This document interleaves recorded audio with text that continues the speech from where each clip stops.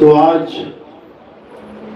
इस सत्संग में जो भी बताया जाएगा उसको बड़े ध्यान से सुनना है, पूरे विवेक के द्वारा, ताकि सबको ये समझ में आ सके कि आखिर हमारे जीवन का लक्ष्य क्या है, हम इस दुनिया में आए हैं तो क्यों आए हैं, कारण क्या है, कौन सा काम पूरा करने आए हैं जिसका हमें पता तक नहीं है कि क्या करने आए हैं, और जो पूरा ना हो पाए तो अंत समय में जाने से पहले हमें बहुत दुख होता है, तकलीफ होती है, रोते हुए जाते हैं हम लोग इस दुनिया से। आखिर क्यों? सबको पता भी है कि एक दिन जाना है, पता सबको है, लेकिन फिर भी हालत खराब है। कारण क्या है?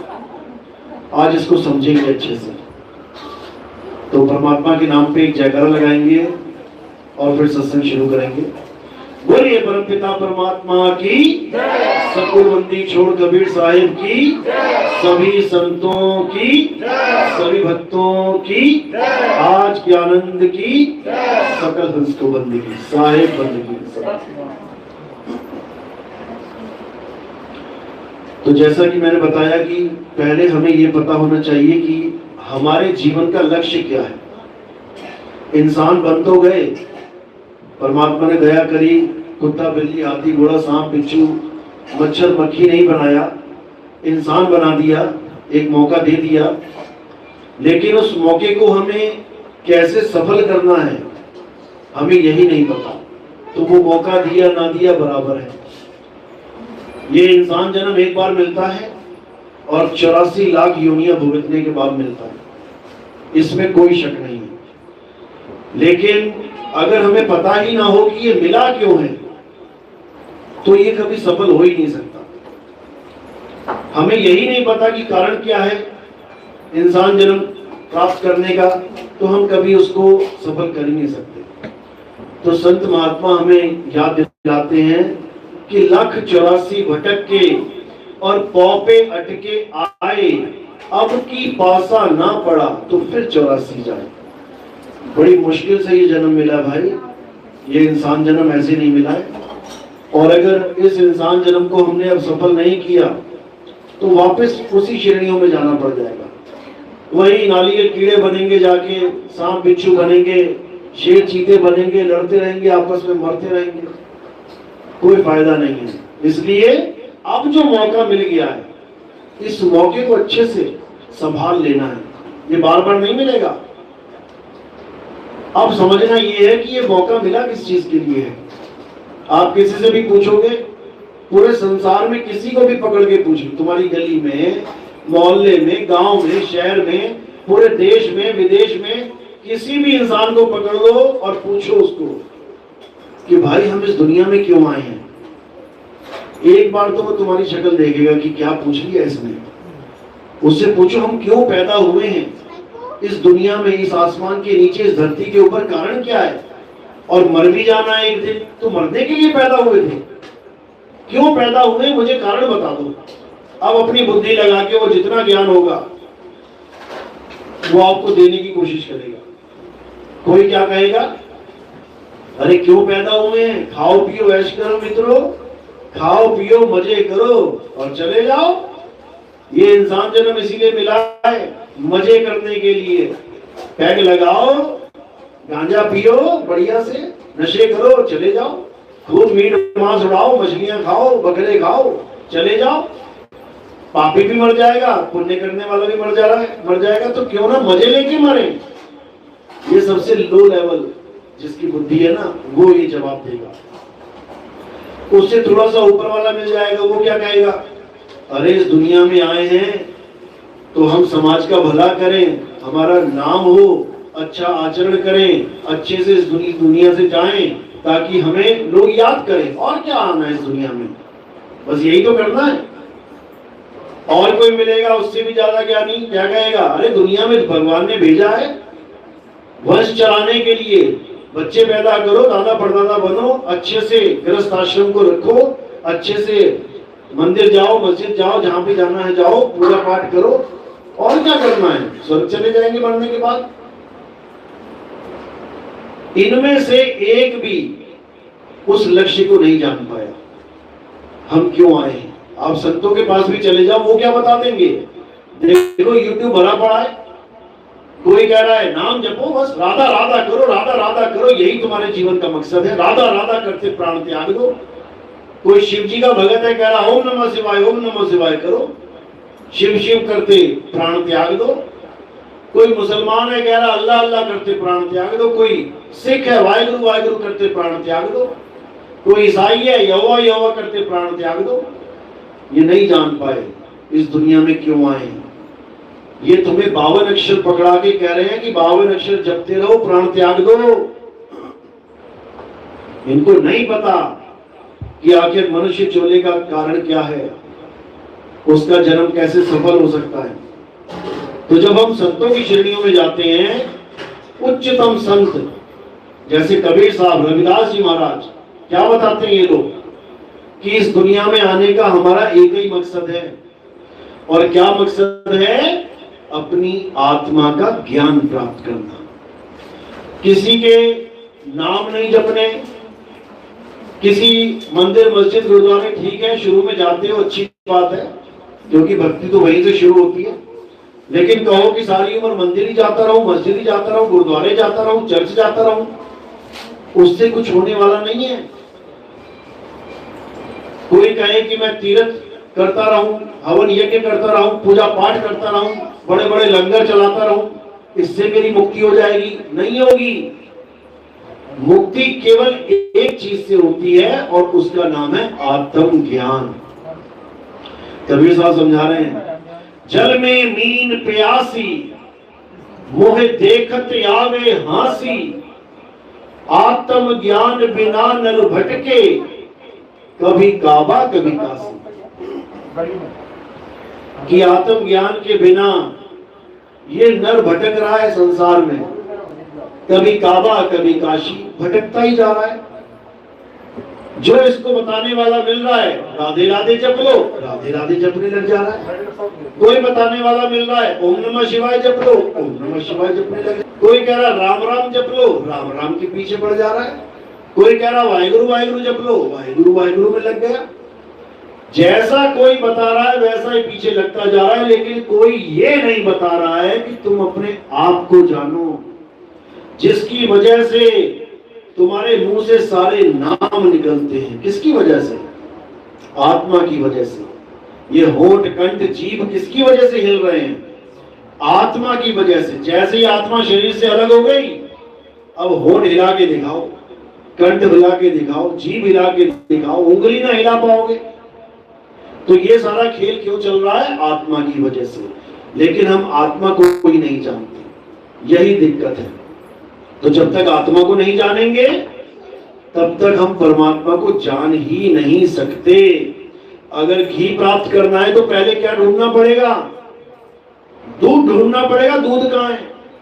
उसके बाद दूध से घी, दूध से दही, दही से मक्खन, मक्खन से घी। और कोई प्रोसेस नहीं है कि तुम्हें कहीं पेड़ पे घी लटका मिलेगा या जमीन के नीचे घी दबा हुआ है कहीं पे। दूध तक आना ही पड़ेगा और उसको प्रोसेस के द्वारा घी निकालना ही पड़ेगा। इसी प्रकार अगर परमात्मा को पाना है तो कहां जाना पड़ेगा? तुम्हें अपनी आत्मा में आना पड़ेगा। पहले तुम्हें आत्मा का ज्ञान समझना पड़ेगा। जब तक आत्मा का ज्ञान नहीं समझोगे परमात्मा मिलने वाला नहीं है। तो सब संत यही समझा रहे हैं, कह रहे जब लग ना चीनोगे आत्म, तब लग ना मिली है परमात्म। आत्म चीन्हे परमात्म चीन्हे, संत कहावे सोए, और यह भेद काया से न्यारा, बूझे बिरला कोई। यानी जब तुम्हारे जीवन में भेदी गुरु आएगा तब वो तुम्हें आत्मा का ज्ञान बताएगा। और तुम्हारे जीवन में कोई अधूरा गुरु आ गया, वो तुम्हें नाम मंत्र जाप, पूजा पाठ, हवन यज्ञ, तीर्थ मूर्त, गंगा जमुना स्नान, तुम्हें परिक्रमा करवाएगा पहाड़ों की, इसी में उलझा देगा। ज्यादा से ज्यादा क्या बता देगा कि परमात्मा तुम्हारे शरीर के अंदर है, बस इतने में खेल खत्म हो जाता है। वो ये बता देगा परमात्मा तुम्हारे शरीर के अंदर है और तुम सारी उम्र शरीर के अंदर ही ध्यान लगाते रह जाओगे। असल में परमात्मा शरीर के अंदर नहीं रहता। शरीर में कौन रहता है? जीव रहता है। जीव, जीव कौन है? ये परमात्मा का अंश है। ईश्वर अंश, जीव अविनाशी। ये अविनाशी जीव कहाँ रहता है? काया में रहता है, पिंजड़े में रहता है। कितने तत्वों का पिंजड़ा है इसका? 5 तत्वों का पिंजड़ा। उसमें ये जीव बैठा हुआ है। ये अधूरे गुरु जीव को इसी काया के अंदर परमात्मा बता के उलझा देते हैं। वो सारी उम्र आंख बंद करके लगा रहता है ढूंढने, और अंदर एक शातिर बैठा हुआ है परमात्मा बन के। वो कौन है? मन। ये निरंजन देव ये सबके अंदर बैठा हुआ है, छुप के परमात्मा बन के बैठा हुआ है। जो लोग अपने शरीर के अंदर परमात्मा ढूंढते हैं उनको ये ज्योत स्वरूप में दर्शन दे देता है। कहां पे बैठा है ये? दोनों आंखों के बीच में, यहां माथे पे। इसको थर्ड आई भी बोल देते हैं, तीसरा तिल भी बोल देते हैं, शिव नेत्र भी बोल देते हैं, त्रिकुटी भी बोल देते हैं। यहीं पे बैठा हुआ है ये। तो जो भी ध्यान करते हुए अंदर जाते हैं वहां पे क्या मिलेगा उन्हें? यही ज्योत स्वरूपी अलख निरंजन। और कभी परमात्मा का दर्शन तो किया नहीं होता, तो जीव इसी को परमात्मा मान लेता है। सोचता है वाह क्या बात है, चमक रहा है, लाखों करोड़ों सूरज चमक गए, यही परमात्मा है। यही जीव धोखा खा जाता है। परमात्मा ये नहीं है। परमात्मा इस काया में ही नहीं है। परमात्मा इस पिंजड़े में नहीं है। परमात्मा बंदी छोड़ है, बंधन में नहीं है। बंधन में कौन है? जीव। अरे बहुबंधन में बांधिया एक बेचारा जीव, और केवल छूटे आपने जो न छुड़ाए पीव। पीव है परमात्मा, बंदी छोड़ है परमात्मा। इस काया से बाहर है परमात्मा, और इस काया में बेचारा जीव बैठा हुआ है। अब जैसा कोई गुरु आता है उसको ज्ञान देता है, ये जीव ऐसे ज्ञान उठा के चल पड़ता है। इसीलिए बार बार जन्म मरण में फंसा पड़ा है। तो अब क्या करना है? अब इस जीव के सारे बंधन तोड़ देने हैं। कैसे? जब मालिक का ज्ञान मिलेगा, जब बंदी छोड़ का ज्ञान मिलेगा, तो ये सारे बंधन तोड़ देगा। इसी को समझना है।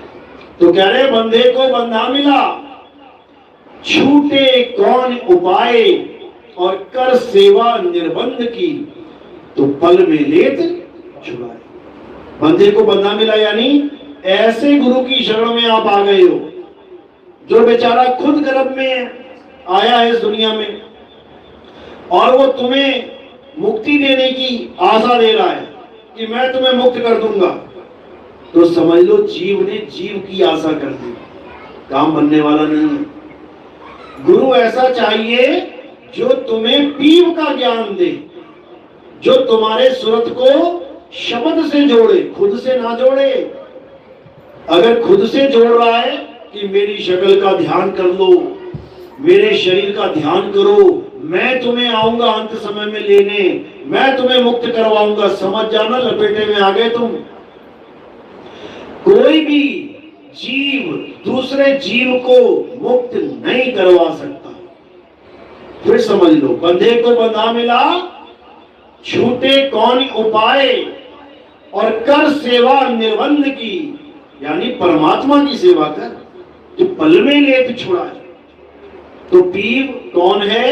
ये परम पिता परमात्मा है। जीव कौन है? ये सब जीव बैठे हुए हैं।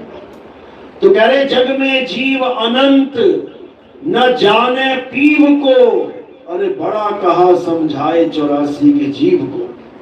बहुत समझाया इसे, बहुत समझाया, लेकिन ये उसकी पूजा करने में लगा है जो खुद गर्भ में आ गया, उसको भगवान मान रहा है। ये दिक्कत ये है, सारे मंदिर जितने भी देख लो सब उनके हैं जिनके आगे माता पिता हैं। जो माता पिता के द्वारा संसार में आए हैं उनकी पूजा में ये जीव लगा है। अरे तू भी माता पिता से आया, वो भी माता पिता से आया, तो फर्क क्या है दोनों में? उसको जानो जो माता पिता से नहीं आता, प्रगट होता है प्रगट। संतों अविगत से चला आया, कोई मेरा भेद मरम ना पाया। ना हम लीना गर्भ बसेरा बालक होए दिखलाया, संतो अविगत से चला आया। काशी नगर जल सरोवर डेरा, और तहां जुलाहा पाया, संतो अविगत से चला आया। मेरे माँ बाप नहीं है कोई। लोग सोचते हैं कबीर साहब के माँ बाप कौन है, वो जुलाहे नीरू नीमा। बिल्कुल नहीं, कबीर साहब का कोई माँ बाप नहीं है। धर्मदास जी महिमा में गाते हैं उनकी, धन्य कबीर कुछ जलवा दिखाना हो तो ऐसा हो, बिना माँ बाप के दुनिया में आना हो तो ऐसा हो। बिना माँ बाप के आते हैं और जब जाते हैं तो बिना शरीर छोड़े जाते हैं। जब शरीर माँ बाप के मेल से आया ही नहीं तो छोड़ेंगे कहां? ये शरीर जो हम लेके घूम रहे हैं ये माँ बाप के मिलन से बना है। अब माँ बाप के मिलन से बना है तो यही छोड़ना पड़ेगा दुनिया में। क्यों? क्योंकि माँ और बाप का भी शरीर इसी मिट्टी से बना है, मिट्टी से मिट्टी बन रही है। लेकिन कबीर साहब बिना माँ बाप के मिलन से आए हैं, वो प्रकट होते हैं। वो प्रकट हमारे बीच में आ जाएंगे, खड़े हो जाएंगे एकदम, और बीच में से गायब हो जाएंगे।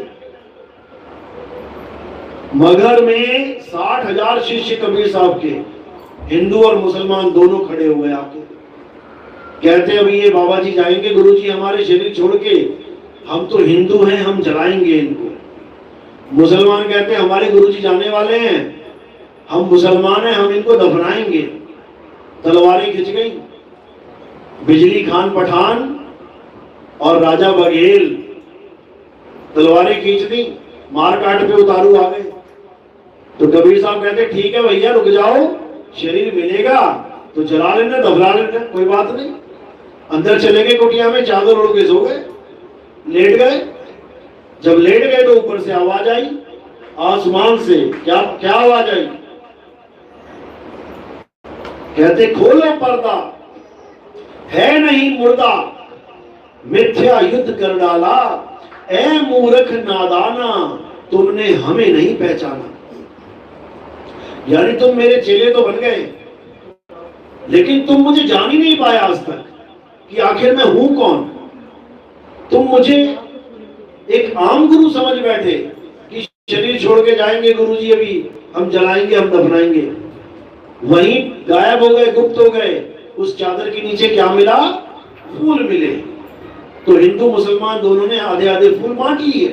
आज भी मगहर में जाके देखो आप, हिंदू और मुसलमान दोनों की समाधि एक साथ बना रखी है कबीर साहब की। इधर हिंदू पंडित बैठा हुआ है कबीरपंथी, उधर मुस्लिम कबीरपंथी बैठा हुआ है। दोनों साहिब बंदगी करेंगे आपसे, लेकिन एक मजार संभाल के बैठा है और एक समाधि, एक ही जगह दोनों। ये प्रमाण है उस वक्त का कि यहाँ लाश नहीं मिली है। नहीं तो जितने भी गुरु आते हैं सबकी लाशें मिलती हैं। हाँ, किसी को गायब कर दिया हो, षड्यंत्र बना के मार के गायब कर दिया हो, वो भले लोगों ने कह दिया जी लाश नहीं मिली, पत्थर में समा गए, मूर्ति में समा गए, कहीं समा गए, और कोई ना समा गया, सबको समा के दिखा दो। और कोई ना समा गया, यही बाबा समाना था, बाबा को गायब कर दिया गया। तो ऐसे भी लोग हैं और इतिहास गवाह है, ऐसे कांड हुए हैं। संतों को मारा गया, लाश गायब कर दी गई। क्यों? क्योंकि अब पूछताछ होगी, संत कहां चला गया, उसके चेले आएंगे, झगड़ा करेंगे। संत को मार के लाश गायब कर दी और क्या बोल दिया, अरे वो जैसे मगहर में कबीर साहब गायब हो गए थे ना, ऐसे ये भी गायब हो गए। अब चेले सारे खुश कि हमारा गुरु तो बड़ा महान था, गायब हो गया। ये नहीं पता कि किसी ने गायब करवा दिया उसको। तो अगर कोई ये कहता है कि कोई संत किसी मूर्ति में समा गया, तो समझ लेना कि उसके जीवन के साथ बहुत बड़ा खिलवाड़ हुआ है। कोई नहीं समा सकता मूर्ति में। तुम्हारे संत क्यों ना समा गए, ये ब्राह्मण क्यों ना समा गए, मौलवी क्यों ना समा गए, ये भी तो अल्लाह अल्लाह भगवान भगवान करते हैं। वो संत क्या अलग से भगवान की पूजा कर रहा जो समा गया हो। जो इस शरीर में आ गया माँ बाप के द्वारा, वो नहीं समा सकता, वो मिट्टी में ही समाएगा, उसका शरीर मिट्टी में ही समाएगा, मूर्ति में नहीं समा सकता। तो ऐसे भी लोग हैं जो षड्यंत्र करके संतों को कत्लेआम भी किया जिन्होंने। देख लो, सुकरात को जहर पिलाया, ईसा मसीह को सूली पे चढ़ाया, पांचवी पातशाही को दसवीं पातशाही तक सबका कत्ल किया गया, शहीदियां की गई सबकी। पांचवी को तत्ती तवी में बैठा दिया गया, बाकियों को भी कत्ल किया गया, मारा गया। नौवीं पातशाही की गर्दन काट दी गई। दिल्ली में शीशगंज चौराहा है अभी भी। 10वीं पातशाही के ऊपर पूरा जुल्म किया गया, कटारियों से मारा गया उनको। मीराबाई को जहर पिला दिया गया, रविदास जी को कितनी प्रताड़ित किया गया। तो ये सब होता ही आया है। क्यों होता आया है? क्योंकि संत सत्य बोलेंगे। जब वो सत्य बोलेंगे तो झूठों की दुकान टूटेगी, झूठों को आमदनी घट जाएगी, झूठों को बचना मुश्किल हो जाएगा, लोगों के सवाल जवाब से बचता फिरेगा बेचारा। तो वो क्या करेगा? वो षड्यंत्र रचेगा। क्यों? ना रहेगा बांस, ना बजेगी बांसुरी। इस संत को ही उड़ा देते हैं, बात खत्म हो जाएगी। तो ऐसा होता ही आया। तो कबीर साहब, संतों ने तुम्हारे लिए जान दे दी और तुम उनका ज्ञान तक नहीं ले पा रहे हो। लानत है, कह रहे धिक्कार है ऐसे जीवन पे जो संतों की कहीं बात नहीं समझ पा रहे और तुम्हारे लिए बोल रहे हैं। वो उनको जरूरत नहीं है बोल बोल के दुश्मनियां पैदा करने की, दुश्मन बनाने की लोगों को। वो तुम्हें सत्य बता रहे हैं ताकि तुम्हारा जीवन बर्बाद ना हो जाए। ये जो एक बार इंसान जन्म मिला, ये बार बार नहीं मिलेगा। और ये इंसान ही है जो बढ़िया सज के बैठा हुआ है, इंसान ही है जो बढ़िया कपड़े पहन के बैठा है। गर्मी लगी तो एसी चला लिया, ठंड लगी तो हीटर चला लिया। एक बार इंसान जन्म चला गया, फिर कोई कुत्ता, बिल्ली, हाथी, घोड़ा, शेर, चीता, घड़ियाल ये कपड़े ना पहनते, सब नंगे घूम रहे हैं। तो यही हालत हो जाएगी। लेकिन इससे बचना है, इस काल के जाल से बचना है, इस जन्म और मरण के रोग से बचना है। तो क्या करना पड़ेगा? अपनी आत्मा को जानना है। इसके अलावा और कोई रास्ता नहीं है। जिसकी वजह से तुम बैठी हो, किसकी वजह से बैठी हो?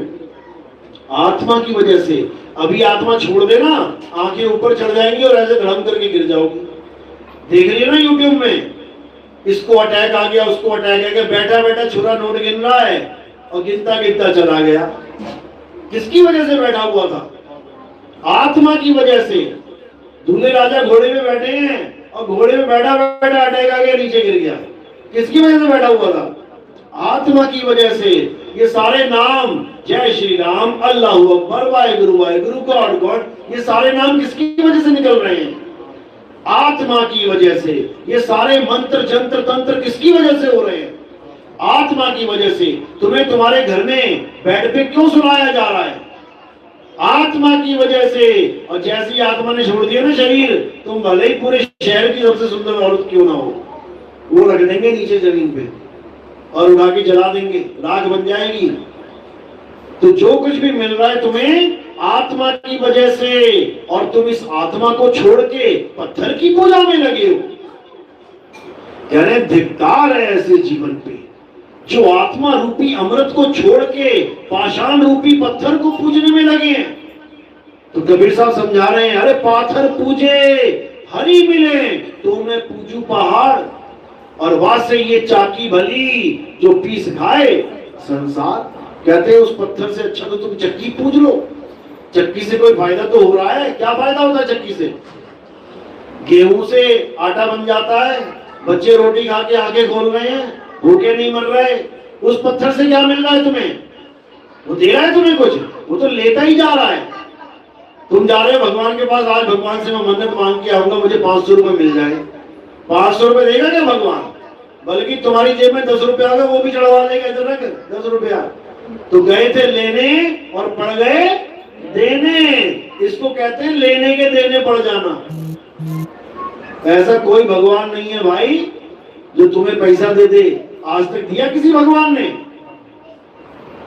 लक्ष्मी माता की पूजा करते हैं, आज तक हजारों साल हो गए लक्ष्मी माता की पूजा करते हुए। बता दो कभी छत से या कहीं से अशर्फी गिरी हो तुम्हारे घर में? एक भी अशर्फी दिखा दो।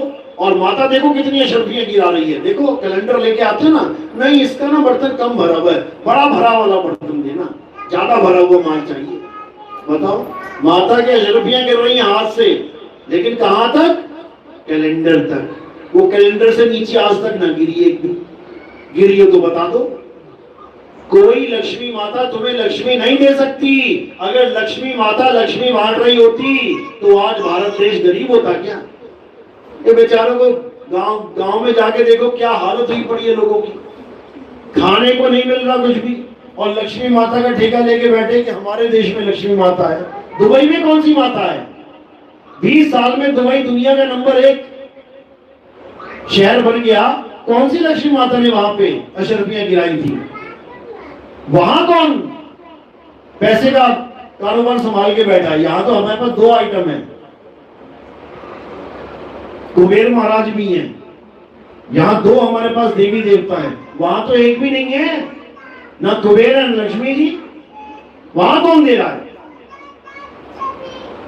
इसी को समझना है। दे तुम्हें भी रहा है, लेकिन तुम किसी और पे थोप रहे हो कि वो दे रहा है, जबकि कौन दे रहा है? जो तुम काम कर रहे हो ना, वो काम ही तुम्हें फल दे रहा है। तुम पूरा दिन दिहाड़ी कर रहे हो, शाम को जब हिसाब लेने जाओगे ना, तब तुम्हें लक्ष्मी माता मिलेगी। किसकी वजह से मिली? तुम्हारे काम की वजह। तो लक्ष्मी माता मिलेगी, भले तुम लक्ष्मी माता की पूजा नहीं करते हो, लेकिन अगर तुमने महीना काम कर लिया, तुम्हें सैलरी मोटी मिलेगी। तो बात ये है। तो कबीर साहब यही समझा रहे हैं कि किसी की पूजा करने से पहले अपनी आत्मा को जानो। अपनी आत्मा को जानोगे तो सारे भ्रम टूट जाएंगे, सारा अज्ञान खत्म हो जाएगा, और तुम क्या हो जाओगे? तुम ज्ञानी हो जाओगे, आत्मज्ञानी हो जाओगे। अभी क्या बने बैठे हो?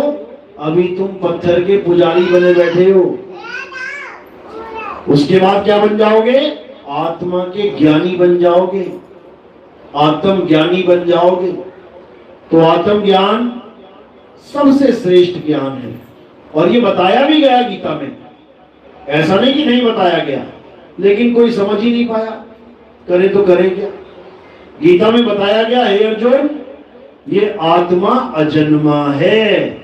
तेरे और मेरे तो जन्म हो लिए, लेकिन आत्मा का कभी जन्म नहीं होता।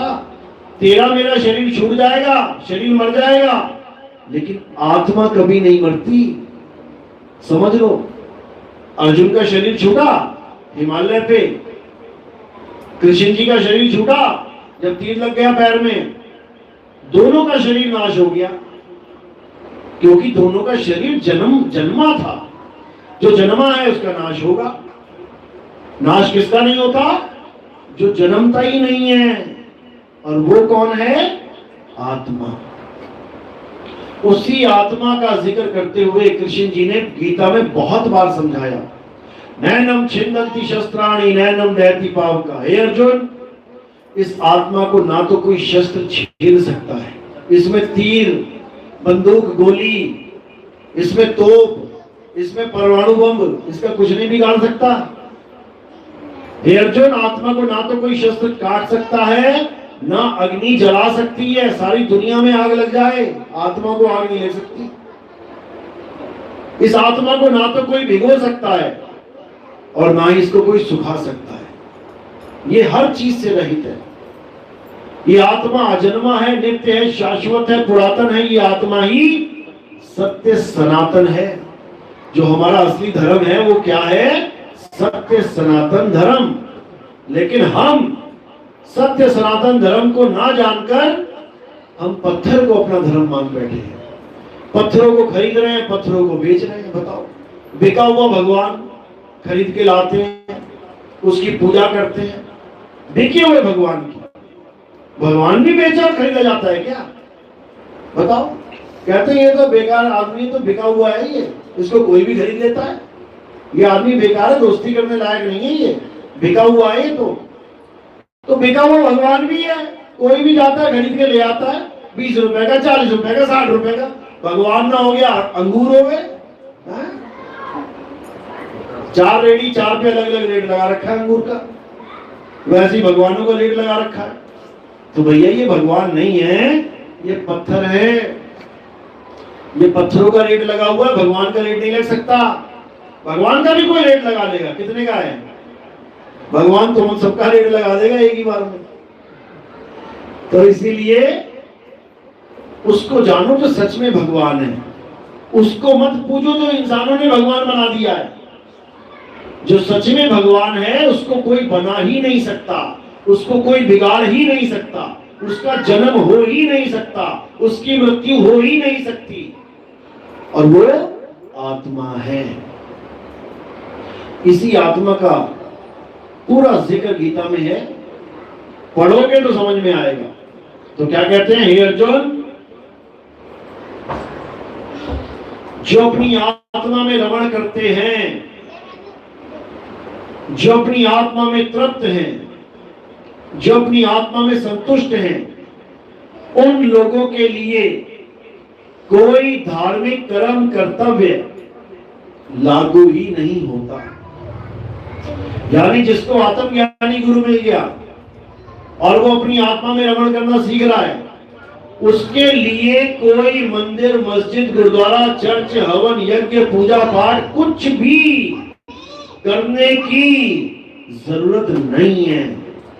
इसका मतलब ये नहीं कि वो नास्तिक हो गया, बिल्कुल नहीं। जैसे आपने ABCD पढ़ी थी बचपन में, A for apple, B for bat, C for cat, खूब पढ़ी, उसके बाद आगे बढ़ गए। और जब आगे बढ़ गए उसके बाद उठाई कभी वो किताब? किसने पढ़ी उसके बाद दिन रात? दिखा दो जरा। वो किताब आपके जीवन में आई और चली गई। अब 10वीं में बैठा बच्चा अगर उस किताब को उठा के पढ़ने लग जाए दिन रात, A for apple, B for bat, C for cat, तो क्या बोलोगे उसे? है पागल, बता ये क्यों पढ़ रहा है? कोर्स हो गया तेरा कंप्लीट, अब क्या कर रहा है इसमें? जग मार रहा है। इसी प्रकार जब आत्मज्ञानी गुरु आ जाता है आपके जीवन में, तो आपका पुराना कोर्स कंप्लीट हो जाता है। मंदिर जाना, मस्जिद जाना, गुरुद्वारे जाना, चर्च जाना, पूजा करना, पाठ करना, हवन करना, यज्ञ करना, नदियों में नहाना, पहाड़ों की परिक्रमा करना, ये सब कोर्स कंप्लीट। अब आगे का कोर्स मिलेगा आपको। आगे का कोर्स क्या है? अपनी आत्मा को जानना है। देखो हाथ कैसे उठ रहा है, ये हाथ उठ रहा है आत्मा की वजह से। और जैसी आत्मा शरीर को छोड़ देगी तो मिला के कहती रहना, मम्मा हाथ हिलाओ ना, पैर हिलाओ ना, बोलो ना, कुछ ना बोलती, क्योंकि जो बोलने वाली चीज थी वो चली गई। अब उसी को जानना है बस। जिसने ये आत्मा को जान लिया, समझ लो उसको बेड़ा पार हो गया। और जो आत्मा को नहीं जान पाया, समझ लो कि उसका जीवन बर्बाद हो गया। इसलिए कबीर साहब बार बार आत्मा का जिक्र करते हुए कहते हैं कि आत्मा को छीन लो, आत्मा को जान लो। गुरु ग्रंथ साहब में भी बिल्कुल क्लियर लिखा गया है, अगर तुम राम को यानी परमात्मा को पाना चाहते हो तो कहां बैठा है वो, कहां छुपा है? आत्म में राम, राम में आत्म, छीनस गुरमुख विचारे। कहते हैं आत्मा में राम है और राम में आत्मा है, ये अलग नहीं है, लेकिन तुम इसको जान नहीं पा रहे हो। तुम अपनी आत्मा के अलावा कहीं और राम ढूंढने में लगे हो, पक्का मरोगे, पक्का। दूध अपने अंदर छुपे घी को छोड़ के बाहर ढूंढेगा अगर घी, तो पक्का जीवन बर्बाद हो जाएगा। तिल अपने अंदर छुपे तेल को अपने अंदर ढूंढने की जगह बाहर ढूंढेगा तो पक्का जन्म बर्बाद हो जाएगा। हिरण अपनी कस्तूरी को अपनी नाभि के अलावा और कहीं जंगल में ढूंढेगा तो पक्का जन्म खराब हो जाएगा। साहिब समझा रहे हैं, ज्यों तिल माही तेल है और ज्यों चकमक में आग, तेरा साईं तुझ में है, जाग सके तो जाग। अरे कस्तूरी कुंडल बसे और मृग ढूंढे वन माही, ऐसे रमता राम है ये दुनिया जाने नहीं। कहते वो रमता राम है। भगवान राम पैदा भी नहीं हुए थे जब इस दुनिया में राम नाम आ गया था। ये तो दशरथ जी ने उस राम नाम के ऊपर राम जी का नाम रख दिया कि मेरे बेटा होगा, राम नाम रख दूंगा। क्यों? क्योंकि पुराने बुजुर्ग क्या करते थे, अपने बच्चों का नाम भगवान के नाम पे रखते थे। क्यों? क्योंकि 10 बार बुलाएंगे तो मुंह से राम का नाम निकलेगा। कोई नारायण नाम रख देता था, नारायण नाम निकल रहा है 10 बार, यानी ना चाहते हुए भी भगवान का नाम मुंह से निकल रहा है। अंत समय आएगा, लड़के को बुलाएंगे, अरे कोई नारायण को बुला दो, मैं शक्ल देख लूं, तो क्या पता मेरी हाजिरी वो नारायण क्या लग जाए कि अंत समय में तूने मुझे याद किया, मैं आ गया। लेकिन ऐसा कभी होगा क्या? ऐसा कभी ना होता, याद रखना, ऐसे कभी नहीं होता। किसी भैंस का नाम हेमा मालिनी रख दोगे तो क्या हेमा मालिनी बोल देगे, क्या हेमा मालिनी आ जाएगी? भैंस ही आएगी। तो बात ये है, बच्चों का नाम भगवान के नाम पे रखने से भगवान नहीं मिल जाएगा, फिर तो सस्ता सौदा रख लिया, बिल्कुल ही ऐसा नहीं होता। तो कहने का मतलब ये है कि भगवानों के नाम बोलने से, जपने से भगवान नहीं मिलते। परमात्मा परमात्मा करने से परमात्मा नहीं मिलता। अरे प्यास लगी हो तो पानी पानी करने से पानी ना मिलता, भूख लगी हो भोजन भोजन करने से भूख ना मिटती। तो भगवान को तुमने इतना सस्ता समझ लिया कि बस उसको बोलोगे और हाजिर हो जाएगा। गुलाम है क्या तुम्हारा? नौकर समझ लिया क्या? नौकर आता है आवाज मारने पे, ए रामू आ जा इधर, आ गया। तो भगवान को रामू समझ लिया क्या तुमने? ऐसे नहीं आता भाई, उसको ढूंढना पड़ता है। कबीर साहब समझा रहे हैं, मोको कहां ढूंढे रे बंदे, मैं तो तेरे पास में, ना मैं जप में, ना मैं तप में, और ना एकांत निवास में। कहते किसी तप से जप से नहीं मिलने वाला मैं कहा हूं वहां ढूंढ। अरे खोजी होए तुरंत मिल जाऊं, एक पल की तलाश में, और कहे कबीर सुनो भाई साधो, मैं तो हूं विश्वास में। कहते मैं विश्वास में मिलूंगा, लेकिन पत्थर पे विश्वास मत कर लेना, वरना अंधविश्वास कहलाएगा। किसी नदियों पे विश्वास मत कर लेना कि नदी में नहा लूंगा भगवान मिल जाएगा। वो मगरमच्छ, घड़ियाल, मेंढक रोज नहा रहे हैं उसमें, उनको ना मिल रहा, तुझे क्या मिल जाएगा? गलती से भी ये मत सोच लीजिए वन में चला जाऊंगा, जंगल में घर बार छोड़ के तो परमात्मा मिल जाएगा। वो शेर, चीते, हाथी, भालू सब जंगल में घूम रहे हैं, उन्हें ना मिला। तो इसलिए अब वहां ढूंढना है जहां कभी नहीं ढूंढा, और वो जगह क्या है?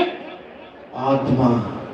जब लगना चीनोगे आत्म, तब लगना मिली है परमात्म।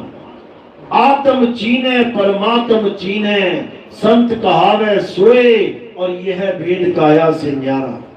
बूझे बिरला को, अब तुम्हें अपनी आत्मा का ज्ञान चाहिए। अपनी आत्मा में रमण करो, अपनी आत्मा को 24 घंटे याद रखो। जिसको याद करोगे उसी का रूप धारण कर लोगे। याद रखो इस बात को।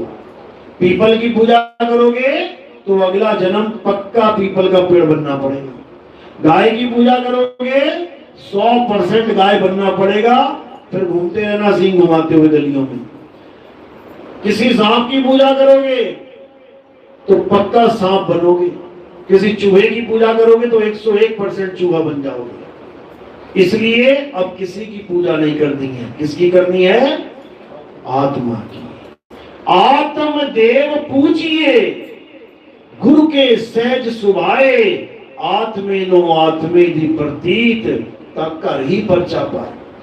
कहते आत्म देव पूजिए, ये गुरु ग्रंथ साहब की वाणी है। अगर तुम पूजना ही चाहते हो किसी को, तुम पूजा करना ही चाहते हो किसी की, तो आत्म देव की पूजा करो, पत्थर की पूजा मत करना।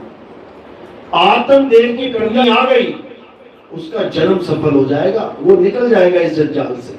वो वापस ना आता किसी मां के गर्भ में कुत्ता बिल्ली हाथी घोड़ा बनने के लिए, सांप बिच्छू बनने के लिए। और ये भूल जाओ कि सांपों की तो यहाँ पूजा होती है, गाय की तो यहाँ पूजा होती है, नंदी महाराज की पूजा होती है, चूहे की पूजा होती है, गणेश जी की सवारी है।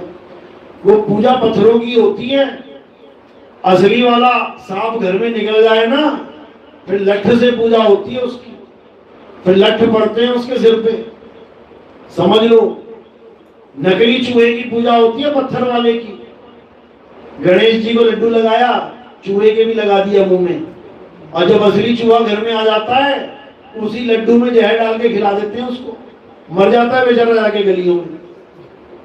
पत्थर के नंदी की पूजा होती है, खूब माथा टेकेंगे, पैर छुएंगे, उसके कान में बताएंगे मैं ये चाहिए, मुझे ये चाहिए। और जब नंदी को कुछ चाहिए हो, तुम्हारे खेत में खड़ा होके बाजरा खा रहा हो, गेहूं खा रहा हो, फिर लठ बजते नंदी के। यहाँ केवल पत्थरों की पूजा चलती है इस धर्म में, जीवों की हत्या चलती है, याद करना, याद रखना।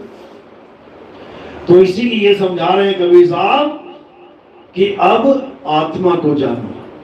आत्मा को जानोगे तो आत्म रूप हो जाओगे, क्योंकि तुम्हारे अंदर ये गुण है, सूरत के अंदर ये गुण है कि जिसकी पूजा करेगी उसी का रूप हो जाएगी। एक ऋषि था, बड़ा ज्ञानी ध्यानी बना हुआ था, खूब राधे राधे राधे करता था सारी उम्र, राधा राधा करते सारी उम्र बीत गई। फिर क्या हुआ, एक हिरण का बच्चा आ गया उसके आश्रम में। अब हिरण का बच्चा आश्रम में आ गया, उसने पाल लिया, खूब खिलाए पिलाए, खूब प्यार करे, वो पड़ गया। अब जब भी राधा राधा करे तो हिरण के बच्चे में ध्यान जाए, जब भी राधा राधा करे हिरण के बच्चे में ध्यान जाए। कोई बात नहीं, उसे तो पता ही नहीं है कि ध्यान चीज क्या है, वो तो मंत्र में फंसा पड़ा बेचारा, वो तो यही सोच रहा राधा राधा जप लूंगा मेरा बेड़ा पार हो जाएगा। उसे ध्यान का कुछ पता ही नहीं है कि ध्यान होती क्या है, ध्यान वस्तु है क्या, जिसको संतों ने सूरत का नाम दिया है। सूरत का कोई भेद नहीं, सूरत का कोई ज्ञान नहीं, मंत्रों को सत्य मान के बैठा हुआ था। तो क्या करता है, एक दिन राधा राधा जप रहा था, इतने में मृत्यु आ गई। जैसे मृत्यु आने वाली हुई उसको पता लग गया कि मैं जाने वाला हूं। अब उसका ध्यान जिसके मुंह में फंसा हुआ था अब उसको याद करने लग गया, अरे इस हिरण के बच्चे को कौन पालेगा, इसकी देखरेख कौन करेगा, इसको शेर चीते खा जाएंगे। बस इतना सोचते सोचते सोचते प्राण त्याग दिए। तो क्या हो गया, वैकुंठ लोक पहुंच गया। कहां चला गया था, हिरण का बच्चा बन गया, जाके 84 में भटक गया, सारी उम्र का राधा राधा धरे का धरा रह गया और सीधे हिरण के गर्भ में चला गया। अब शेर दौड़ा रहे हैं, हालत खराब हुई पड़ी है। ऐसे ही ये जितने भी राधा राधा कराने वाले हैं, इनको पता ही नहीं सूरत क्या चीज होती है, इनको पता ही नहीं भक्ति चीज क्या होती है। इन्होंने मंत्रों को जपना ही भक्ति मान लिया है, जबकि कबीर साहब समझाते हैं कि भक्ति नहीं होती है, कंठ से नहीं होती है, नाम जाप से नहीं होती है। कबीर साहब समझा रहे हैं, होठ कंठ लागे नहीं और जीव्या नहीं उच्चार, गुप्त वस्तु जो लख है सो निज हंस हमार। गुप्त वस्तु क्या है, आत्मा ही गुप्त वस्तु है। लखेगा कौन, सुरता लखेगी, तब बचेंगे, नहीं तो सब मारे जाएंगे। तो साहिब समझा रहे हैं भजन में, गगन में अगिया लागी बड़ी भारी, गगन में अगिया लागी बड़ी भारी। अरे धरती जल गई, अंबर जल गए और जल गए सृष्टि सारी, गगन में अगिया लागी बड़ी भारी। चांद भी जल गए, सूरज जल गए, अरे 9 लाख तारा जारी, गगन में अगिया लागी बड़ी भारी।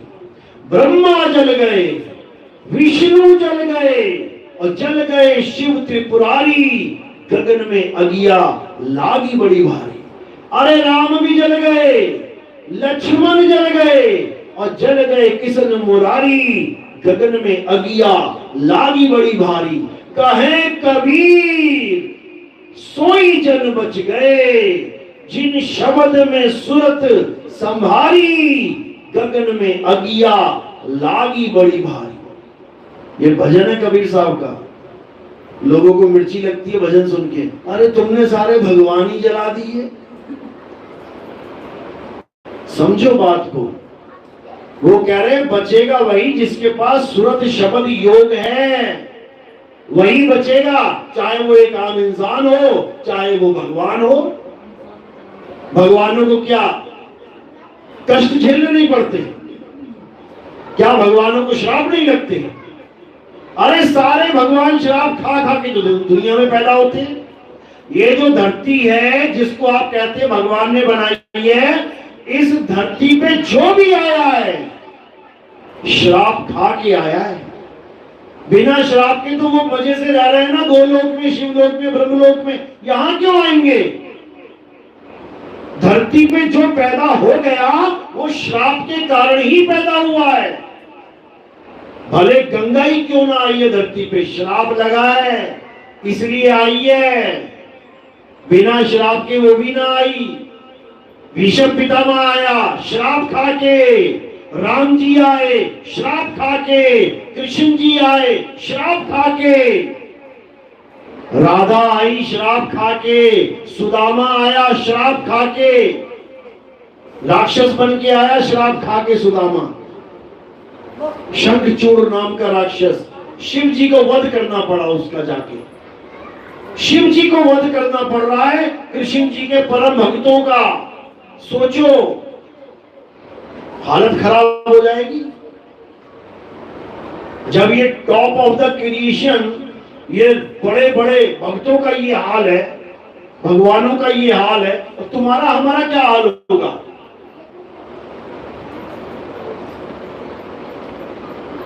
तो इसीलिए समझा रहा हूं, मेरा कुछ नहीं जाता, तुम किसी को पूछो।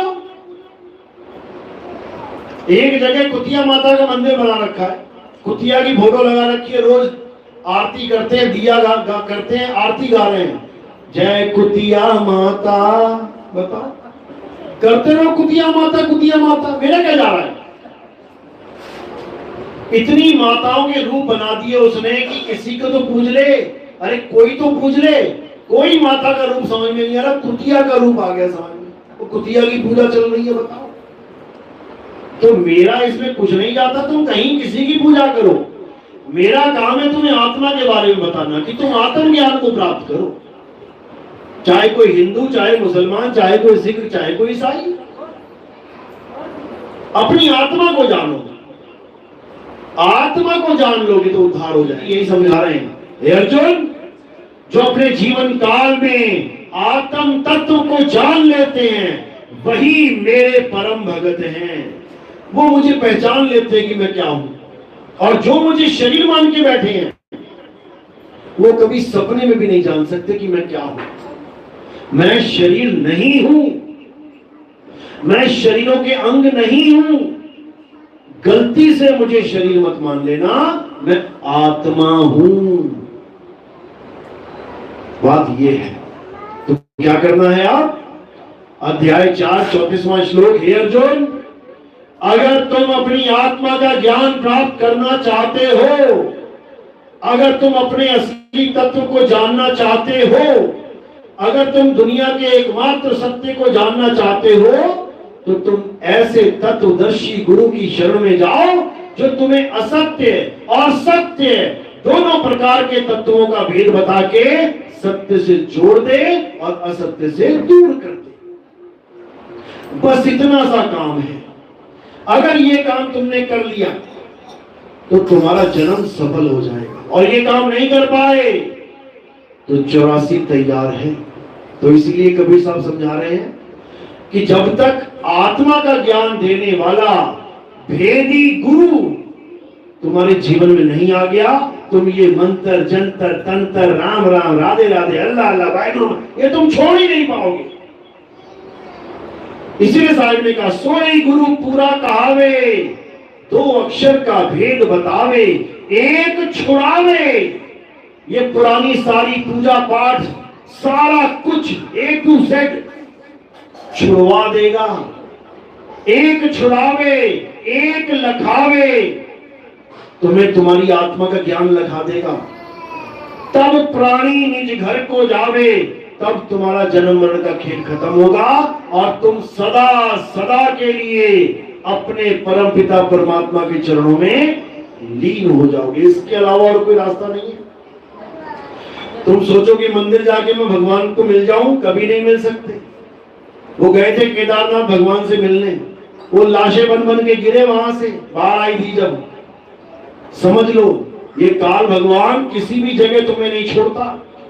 ये मंदिर ना देखता, मस्जिद ना देखता, गुरुद्वारा ना देखता, चर्च ना देखता, ये कहीं भी आके दबोच सकता है। तुम्हें भगवान के घर में आके दबोच लेगा, जिसको तुम भगवान का घर मान के बैठे हो। इसके लिए कोई भगवान का घर नहीं है। ये 3 लोक काल का देश है, इसमें तुम नहीं बच सकते, जहां मर्जी भाग जाओ।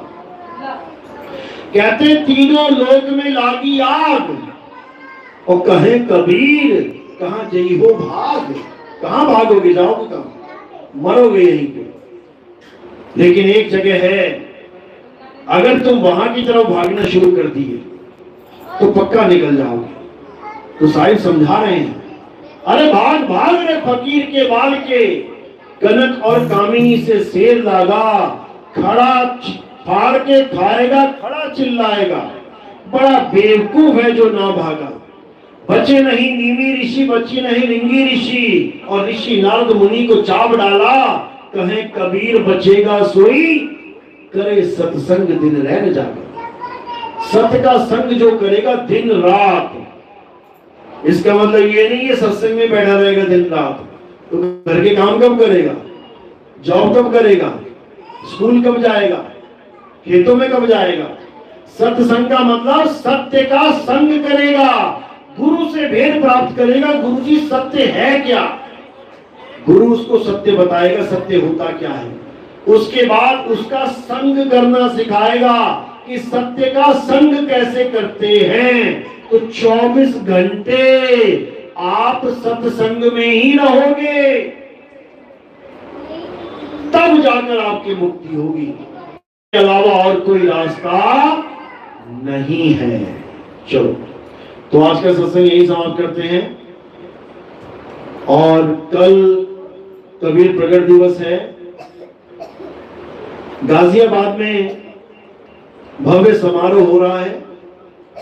जो भगत आना चाहते हैं या किसी को साथ में लाना चाहते हैं, वो जो फोन नंबर दिया गया है उस पर संपर्क करें, बताएं, पूरी जानकारी दें।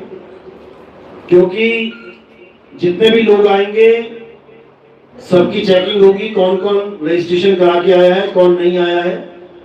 इसलिए बिना रजिस्ट्रेशन के नहीं आना है, फोन जरूर करना है, चाहे आज ही कर दो। सबकी खबर होनी चाहिए हमें, कौन आ रहा है कौन नहीं आ रहा है। चलो, तो आज का सत्संग यही समाप्त करते हैं। बोलिए परमपिता परमात्मा की, सतगुरु बंदी छोड़ कबीर साहिब की, सभी संतों की, सभी भक्तों की, आज के आनंद की, सकल हंस को बंदगी, साहेब बंदगी, सतनाम जय सत। अब आरती के समय है। आरती कैसे होती है? हमारे पंथ में आरती किसी फोटो, कैलेंडर, किसी जड़ वस्तु की नहीं होती है। हमारे पंथ में आरती होती है आत्मा की। हमारे पंथ में आरती होती है जीवित गुरु की। आत्मा है ना गुरु में, मुझ में आत्मा है कि नहीं है? है, फिर ठीक है। उसी आत्मा की पूजा होती है हमारे यहाँ। हमारे यहाँ गुरु को देह नहीं मानते। कोई गलती से ये ना सोचे कि शरीर की आरती हो रही है। शरीरों का खंडन करते हैं हम, आरतियां नहीं करवाते शरीरों की। हमारे यहाँ आत्मा की आरती होती है। आत्मा की आरती कैसे करते हैं, विधि समझ लो। थोड़े से फूल लेने हैं और कहां रखने हैं? मेरे सिर के ऊपर। यहां क्यों रखे? क्योंकि पैर से लेके, अंगूठे से लेके सिर की चोटी तक क्या दिख रहा है नीचे? शरीर, नाशवान शरीर। तो हमने फूल कहां रखे? नाशवान शरीर से परे। तो जब हम परे रख देते हैं तो ये फूल कहां समर्पित हो जाते हैं? आत्मदेव के चरणों में। तो हमने आत्मदेव की पूजा करनी है, आरती करनी है। और कोई सेवा में कोई योगदान करना चाहेगा तो उसका स्थान कहां है? संतों के चरणों में। यानी फूल का स्थान है सिर के ऊपर और सेवा का स्थान है पैरों के नीचे। तो इस नियम को निभाना है। और अब आरती चालू करेंगे। बोलिए परमपिता परमात्मा की सदा ही जय। साहिब